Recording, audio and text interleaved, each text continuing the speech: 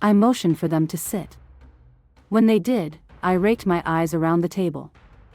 Thank you, but I do not need you to defend me to my factless brother. You all know who I am. I know who I am. Those are the people who count, I declared, rising from the table. I hurried around, collecting the disregarded plates, napkins, and silverware. If I start defending myself to them, I will always have to.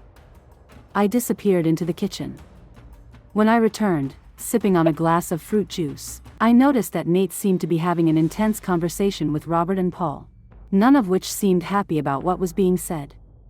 My first impulse was to stop the conversation and yell at Nate about getting involved. Let it go, I cautioned myself. Jag has the right to speak to them any way he wishes. My comlet chimed.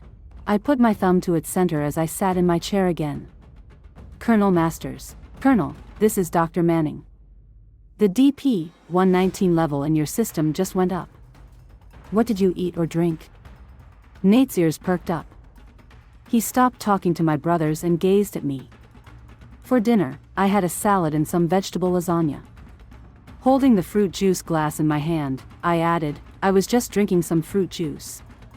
Bring the fruit juice to the hospital. I want to analyze it, but the chef sent it to me.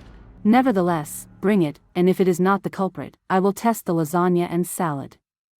Okay, doctor, I will right there, I said, pushing myself out of my chair and onto my feet. I went back in the kitchen to retrieve the fruit juice. With it in tow, I walked toward the doors. Standing up and moving toward me, Nate insisted, I am going with you.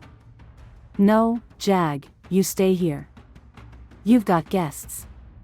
I have to go back to the hospital anyway, so I'll go with Peek, Bree countered, jumped to her feet and rushed around the table, stepping in line with me. Dr. Manning threatened to send a search party out for me if I didn't come back right after dinner. When Nate hesitated, I assured him, it will be okay. Outside the door, Bree turned to me and commented, those brothers of yours don't know you at all, do they? I shook my head. They believe what my father says about me.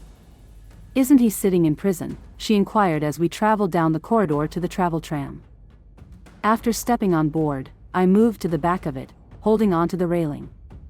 My brothers think that I fabricated the evidence against him, but I was there at the wedding. You had some pretty damning evidence against him.